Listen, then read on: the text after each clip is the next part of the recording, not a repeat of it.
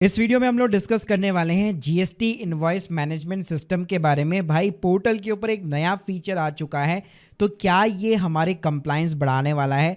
अभी तक हम लोग सिर्फ GSTR 1 या GSTR 3 भी फाइल कर रहे थे, क्या उसके अलावा भी इसको भी भाई फाइल करना पड़ेगा?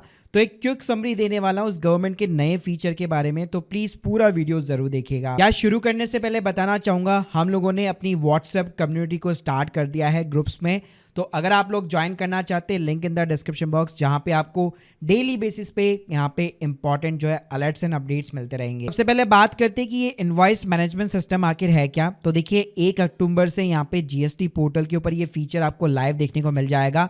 तो अभी तक हम लोग क्या करते थे, नॉर्मली सिर्फ GSTR 1 या GSTR 3 भी फाइल करते थे और अपना जो भी इनपुट टैक्स क्रेडिट होता था वो हम लोग GSTR 2B के अंदर चेकआउट कर लेते थे। यानी एक बार जैसे हमारी GST 2B जो है प्रिपेयर हो जाती थी ऑटोमेटिकली सिस्टम के थ्रू, तो यहाँ पे हमारे जितने भी इनपुट टैक्स क्रेडिट के इनवॉइसेस है वो हमें सारे देखने को मिल जाते थे। लेकिन भाई अब से क्या होने वाला है, गवर्नमेंट ने यहाँ पे जो है एक नया सिस्टम लॉन्च किया है IMS के नाम से।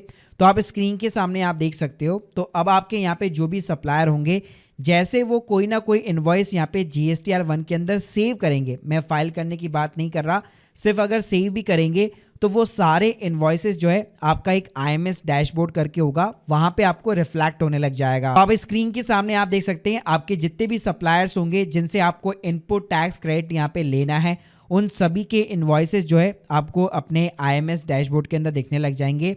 अब यहाँ पे आपको जो है 3 टाइप के एक्शन लेने हैं, एक्सेप्ट लेना है, रिजेक्ट लेना है और पेंडिंग का एक्शन लेना है।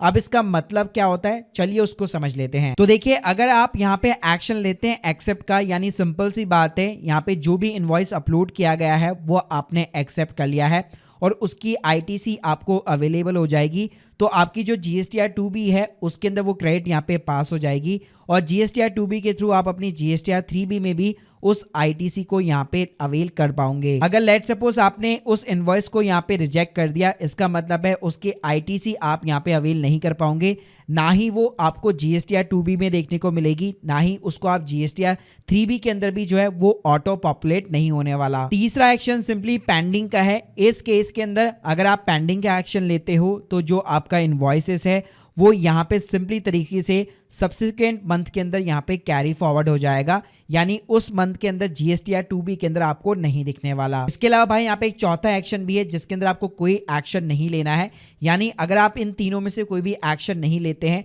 और पहले की तरह ही अगर आप GST रिटर्न्स यहाँ पे नॉर्मल तरीके से यहाँ पे फाइल करते हैं, तो यहाँ पे जो है आपका डीम एक्सेप्ट माना जाएगा और जितना भी GST का यहाँ पे इनपुट टैक्स क्रेडिट होगा वो सिंपली आपको 2B के अंदर दिखने वाला है। यानी अगर मैं आपको सिंपली समराइज करूं तो गवर्नमेंट ने कोई भी एक्स्ट्रा बर्डन या एक्स्ट्रा यहाँ पे कंप्लाइंस ऐड नहीं किया है। अगर आप कोई भी एक्शन नहीं लेते हैं तो पहले कैसे आपको GSTR 2B के अंदर अपना पूरा इनपुट टैक्स रेट देखने को मिल जाता था और वही चीज़ ऑटो पॉपुलेट होकर GSTR 3B में देखने को मिल जाती थी, तो यहाँ पे सेम चीज़ होने वाली है।